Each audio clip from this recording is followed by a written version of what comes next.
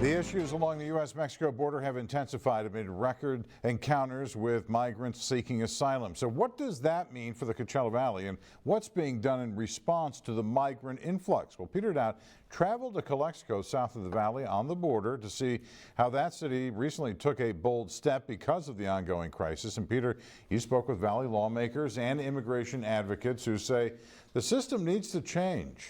That's right, John. We discovered many of the migrants are being dropped off right on the streets, including here in our valley, and often without guidance on how to find shelter or transportation.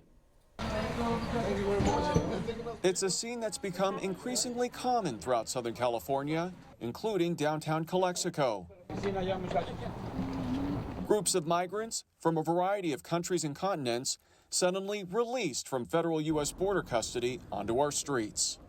I'm from Nigeria. This man says he left Africa 3 months ago, journeying to Mexico and then hiking through rugged terrain to cross into the U.S. in hopes of seeking asylum.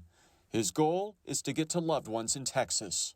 I'm here because things are very difficult, in my country. But I hope to have a good job here. I pray that I can be able to have job opportunity, and I'll be very happy for that.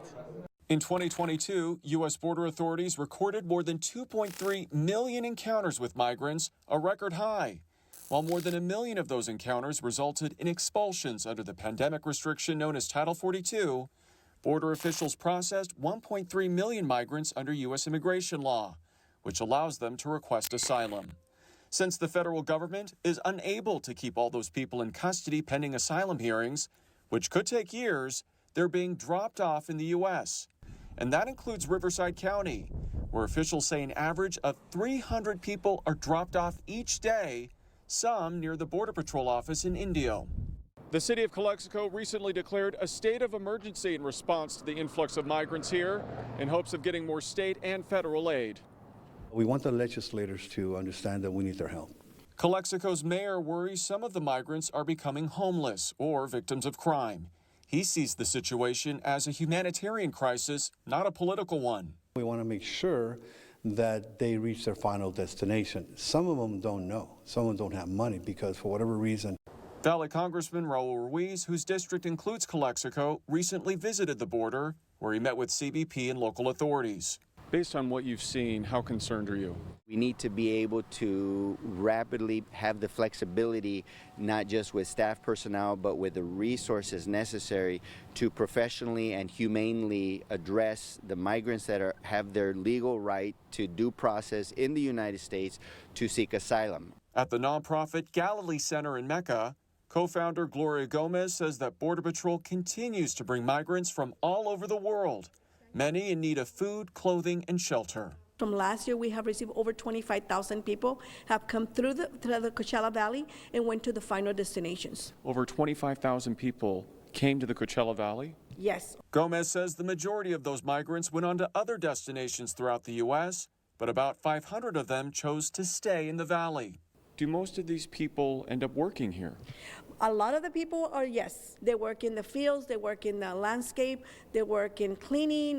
They work in whatever they could find jobs for. And finding a job is exactly what this man from the Dominican Republic is now hoping to do. I want a future for my daughter and me, a good life and work, he says.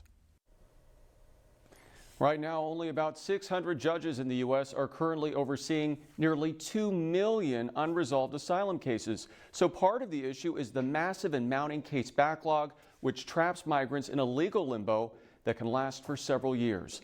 But it also prevents the U.S. from determining whether someone qualifies for asylum immediately, which can encourage migrants with weak or non-existent claims to take advantage of the system to stay in this country.